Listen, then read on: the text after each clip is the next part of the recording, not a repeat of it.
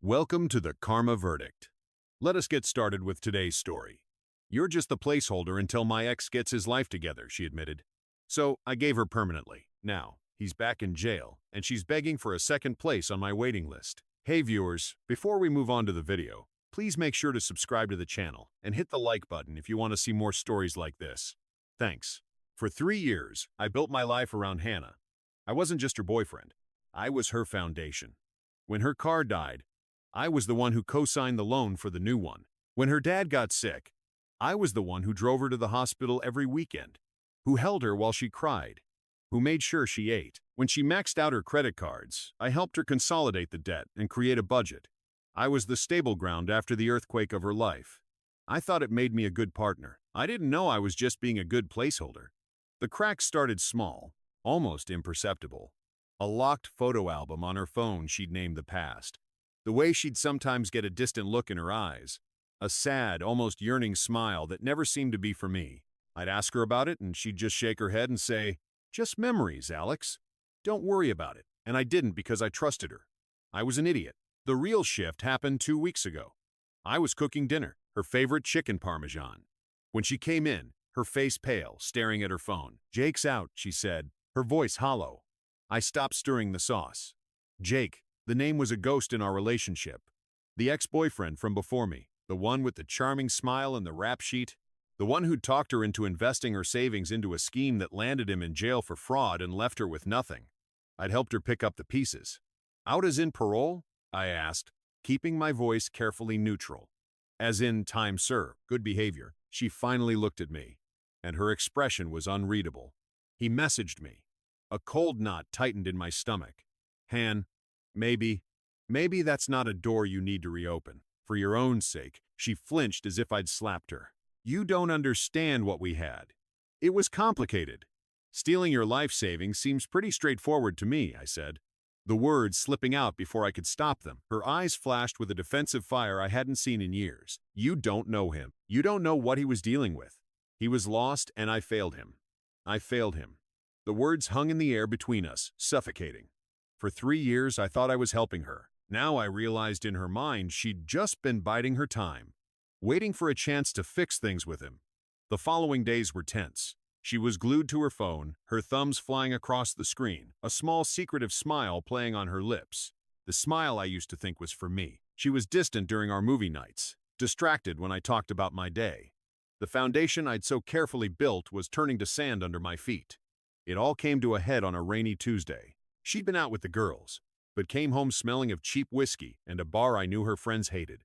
She was volatile, a storm, looking for a place to land. I was cleaning up the kitchen, trying to give her space. "You're always so fucking tidy," she slurred, leaning against the doorway. "Everything in its place, so predictable." I put down the sponge. "I'm sorry for cleaning our home, Hannah. See that?" She waved a hand dismissively. "That passive-aggressive nice guy shit, just once. I wish you'd get mad. Really mad." I took a deep breath, trying to anchor myself. "I'm not going to get mad at you for being drunk. Let's just get you to bed."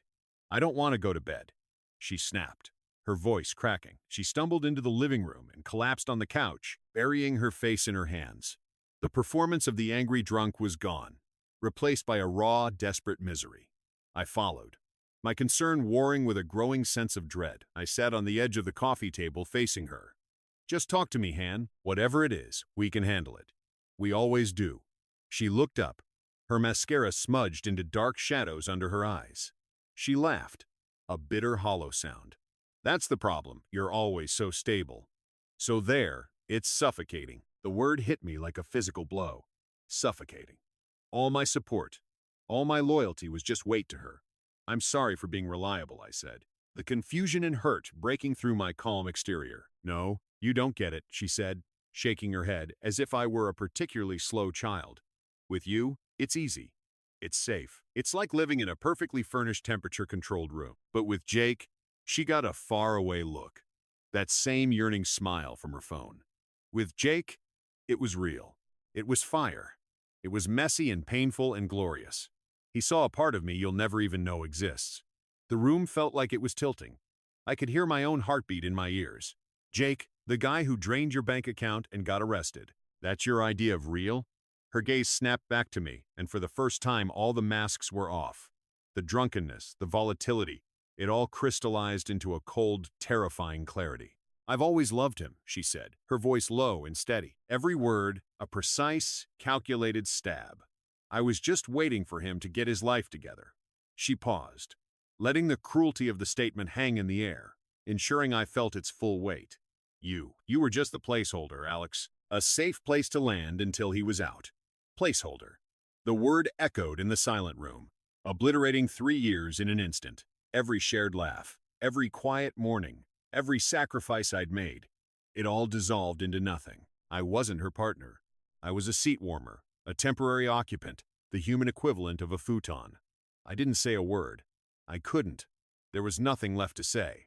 The entire history of our relationship had just been rewritten, and I had been reduced to a footnote. I stood up from the coffee table. The movement felt slow, deliberate, as if I were moving through deep water. I looked at her, at the woman I thought I knew, and I felt nothing. No anger, no sadness, just a cold, vast, and empty silence. I turned and walked toward our bedroom. Our bedroom. The thought was a joke. "Ow, where are you going?" She called after me, her voice laced with a sudden, sharp anxiety. She'd expected a fight. She'd expected tears. She'd expected me to beg. My silence was the one thing she hadn't prepared for. I didn't answer. I went to the closet and pulled out my old duffel bag from the top shelf. I moved with a methodical calm I didn't recognize in myself. I packed a week's worth of clothes, my toiletries, my passport, and the small lockbox that held my important documents. I left behind everything she had ever given me. I left behind the life I had built for us. When I walked back into the living room, bag in hand, she was standing, wringing her hands. The cold confidence was gone, replaced by bewildered panic. "Where are you going?" "We need to talk about this," she demanded, her voice shrill. I stopped at the front door and finally looked at her. My expression was blank. A closed door. "No, we don't," I said, my voice quiet but absolute. "You've said everything. You've been perfectly clear. So that's it. You're just walking away after 3 years." The entitlement in her voice was breathtaking. She had just atomized my entire world, and she was shocked I wasn't sticking around for the fallout. "You told me I was a temporary fixture," I said, my hand on the doorknob. "Consider my term served." I opened the door, the cool night air rushing in. I took one last look at her, standing in the ruins of the life I'd built for her. "Good luck with the fire, Hannah," I said. "I hope you don't get burned." I pulled the door shut behind me. The click of the lock sliding into place was the quietest, most final sound I had ever heard. The numbness held during the drive to the cheap airport hotel. It was a strange, hollow feeling, as if someone had performed an emotional lobotomy. I didn't turn on the radio. I just drove in silence. The only sound, the hum of the tires on wet asphalt, and the rhythmic swipe of the wipers. Placeholder. The word had scoured me clean. There was no room for anger or grief, because the very identity that would feel those things had been declared null and void. The hotel room was beige and sterile. It smelled of antiseptic and stale air. I placed my duffel bag on the luggage stand. The same deliberate movement I'd used packing it. I sat on the edge of the bed, my hands on my knees, and just breathed. I waited for the pain to hit. I waited for the crushing weight of 3 years lost, for the images of her face, for the memory of her laugh, but nothing came. It was just quiet. My phone buzzed in my pocket. Then again, and again, a flurry of notifications. I pulled it out. Her name lit up the screen over and over. "Hannah, Alex, please. Hannah, you can't just leave like this. Hannah, we need to talk like adults. Hannah, are you really this petty? Hannah, answer me." I watched the screen light up, each message ripple on the surface of my stillness. They weren't apologies. They were demands. Demands for my attention, for my emotion, for my energy. Demands that I participate in the drama she had created. I swiped down on the notifications, clearing them. Then I went into settings, found her number, and pressed block. The action was clinical, final. It felt better than any angry text I could have sent. The next morning, I woke up at 6 a.m., my usual time. The silence in the hotel room was different. It wasn't empty. It was peaceful. I went for a run. I answered work emails. I found a real estate website and started looking at apartments. My life had become a simple, linear series of tasks. The chaos of Hannah was a distant country I had permanently immigrated from. A week later, I met with a lawyer, a brisk, efficient woman named Miss Davies. I explained the situation in simple, unemotional terms. We cohabited for 3 years. We have a shared lease, a shared car loan for which I am the cosigner, and some shared utilities. I want to sever all financial and legal ties as cleanly and quickly as possible. Miss Davies nodded, typing notes. And the reason for the separation? I looked out the window of her high-rise office. The city looked clean and orderly from up here. She informed me that our entire relationship was a temporary arrangement for her until her previous partner was available again. Miss Davies stopped typing and looked at me over her glasses. I see. She didn't offer sympathy. She just gave a short, sharp nod. That simplifies things emotionally, if not legally. We'll send a formal notice of intent to vacate the lease, and we'll file the paperwork to have you removed from the loan. It will require her to refinance solely in her name. Good, I said. It was the first time I'd felt something akin to satisfaction. I wasn't trying to punish her. I was simply and systematically removing myself as her safety net. I went to the apartment on a Tuesday afternoon, knowing she would be at work. I'd arranged for the super to let me in. Walking in was like stepping onto a stage after the play had ended. It looked the same, but it felt completely dead. I didn't linger. I went straight to what was left of my things, my books, my desktop computer, the good set of knives my grandfather had left me. I loaded them into cardboard boxes I brought. I paused by a framed photo on the bookshelf. It was us on a hiking trip, smiling, wind in our hair. I looked at my own face, at the genuine, unguarded happiness in my eyes. I felt nothing for that man, but a distant pity. He didn't know he was living on borrowed time. I left the photo on the shelf. It belonged to the placeholder. As I was carrying the last box out, my phone rang. It was Mark, one of our mutual friends. I almost didn't answer, but Mark was a decent guy. Alex. Hey man, he said, his voice strained. She's a mess. She said, you just vanished. What's going on? I put the box down in the hallway and closed the apartment door for the last time. She told me verbatim that I was just a placeholder until her ex-con boyfriend got out of jail. Mark, she said our entire relationship was a lie. There was a long silence on the other end of the line. Oh? Mark finally said, shit, she told me you two had a fight. She didn't. Wow. Yeah. Wow. I said, my voice flat. So, I'm not vanishing. I'm exiting a situation that was built on a false premise. I'd appreciate it if you didn't give her this number. Of course, man. Of course. Jesus, the placeholder. I'm sorry, Alec. Don't be, I said, and I meant it. It was the most clarifying thing she's ever said to me. I hung up and picked up my box. The chapter was closed. The next 2 months were a lesson in quiet reconstruction. I found a small, bright apartment on the other side of the city. It had big windows and no memories. I bought furniture piece by piece, choosing only what I liked. I started going to the gym not as a distraction, but as a purpose. The physical transformation was slow, but the mental one was rapid. The fog of Hannah's drama cleared, and I could see my own life with startling clarity. I was happier. Genuinely, undeniably happier in my sterile, quiet apartment than I had been in years. The news of Hannah's unraveling reached me in fragments, like pieces of a shipwreck washing up on my distant, peaceful shore. It started with a text from an unknown number a month in. Unknown. Hey Alex. It's Stacy. Look, I know Hannah messed up, but Jake is a total loser. He moved in like a week after you left, and he's not even looking for a job. She's miserable.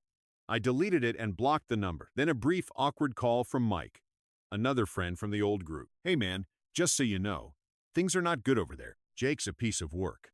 Real possessive type. They had a screaming match in the parking lot of the Grove last weekend. Cops were almost called. I'm sorry to hear that, I said.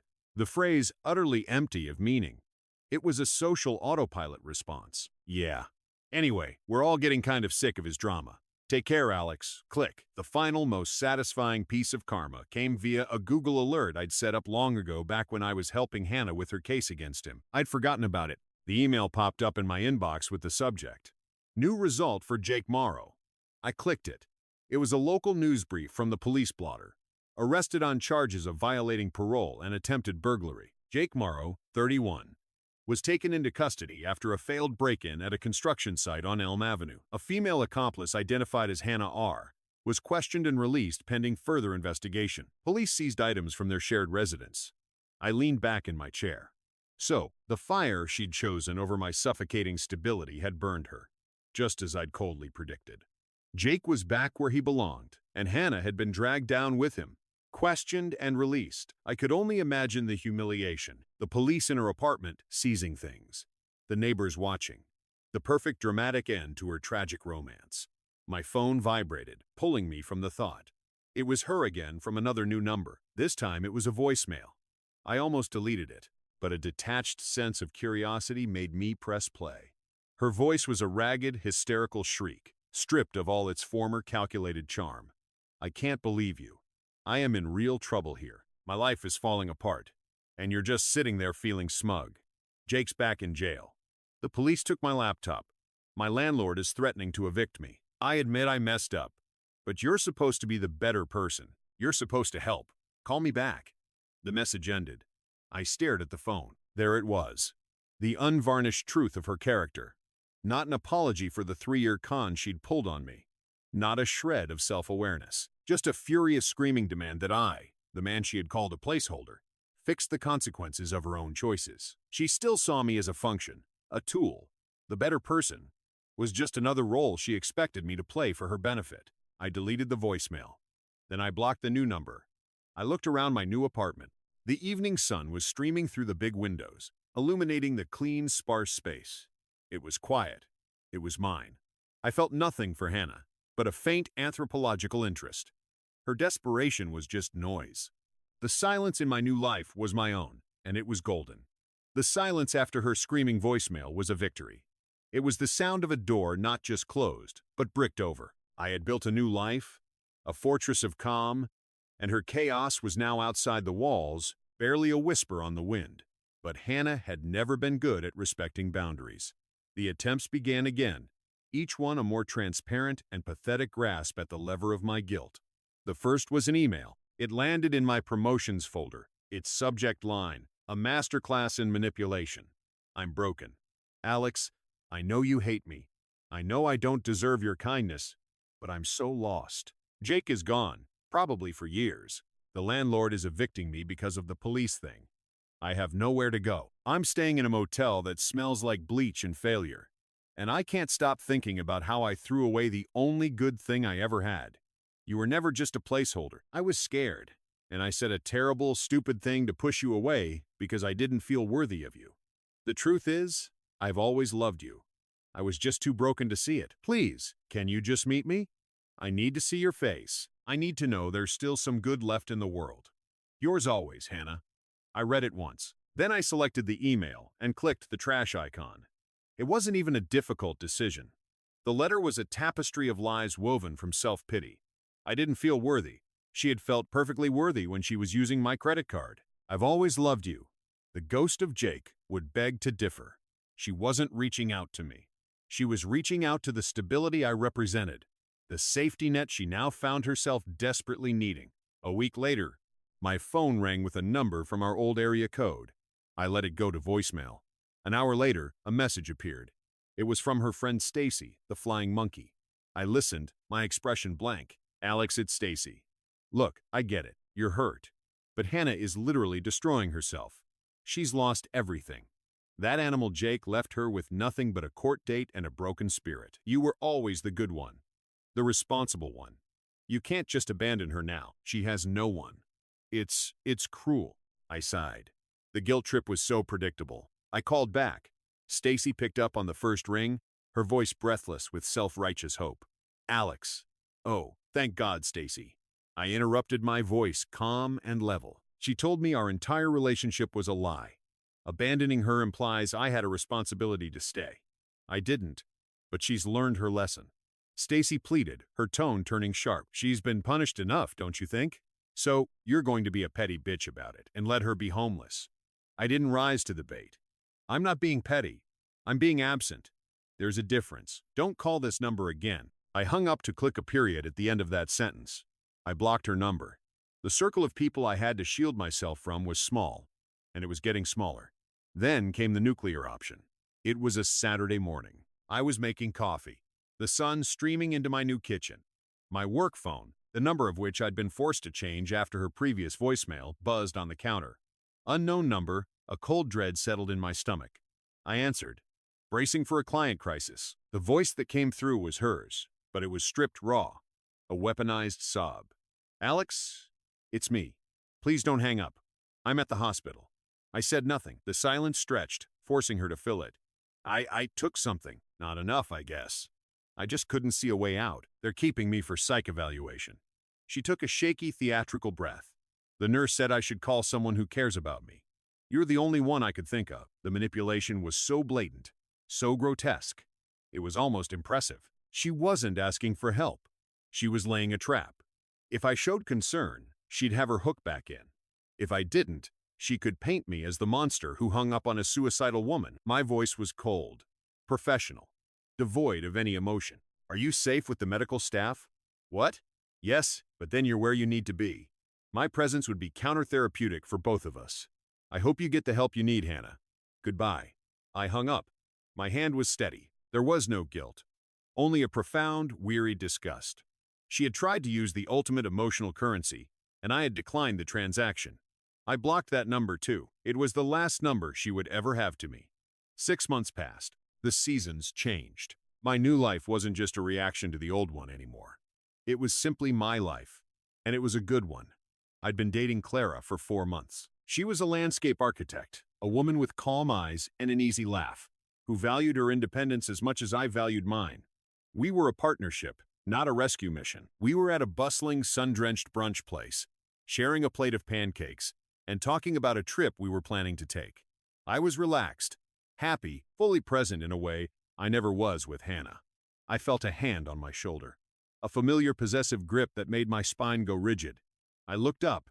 It was her. Hannah looked aged, not older, but worn, like a coin that had been passed through too many hands. Her clothes were cheap. Her hair lacked its former shine, and there was a frantic, hungry look in her eyes that scanned me. Then Clara, then our food, our happiness, our peace. "Alex, we need to talk now." She completely ignored Clara, treating her as an inconvenient piece of furniture. Clara looked at me, a question in her eyes. I gave a slight, almost imperceptible shake of my head and a look that said, "I'll handle this." I turned back to Hannah, my posture not defensive, but open as if a mildly bothersome stranger had approached our table. "Hannah, this isn't a good time," I said, my voice polite but distant, her composure already brittle, cracked. "It's never a good time for you anymore. My life is ruined. Jake's in for 5 years. I lost the apartment. I'm waiting tables at a diner. I have nothing." She was waiting for a reaction. Shock, pity, anything. I gave her nothing. "I'm aware," I said, my tone flat, as if she'd told me the weather was poor. I heard. The indifference was a slap. Her eyes widened, brimming with furious, disbelieving tears. "And you don't care. After everything we had, this was the moment." The power reversal was complete. I was no longer the placeholder. I was the king in his castle, and she was the beggar at the gate. I turned slightly to Clara, my demeanor softening instantly. "Clara, this is Hannah. Hannah, this is Clara." The introduction was deliberate, polite, and utterly devastating. It formally acknowledged her existence while simultaneously demonstrating her absolute irrelevance to my current world. Hannah stared, her jaw slack. She looked between us at our joined hands on the table at the simple intimacy of the scene. "So this is it," she whispered, her voice trembling with a fresh wave of outrage. "You replaced me just like that." I turned my gaze back to her, and I gave her the full, unvarnished truth. It wasn't delivered with anger or malice, but with the calm finality of a judge reading a verdict.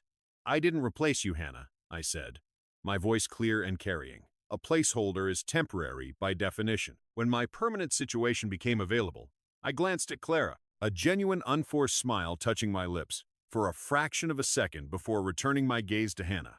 I simply stopped filling the temporary role. I let the words hang in the air, watching them land, watching them shatter the last of her delusions. "Our business concluded the day you explained my function to me."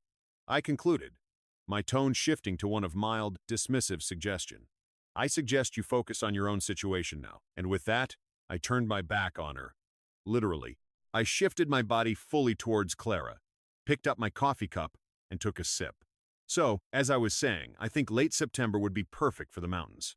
The silence I left Hannah with was more absolute than any slamming door. I was no longer just ignoring her calls. I was ignoring her physical presence. She was a ghost, and I had stopped believing in her.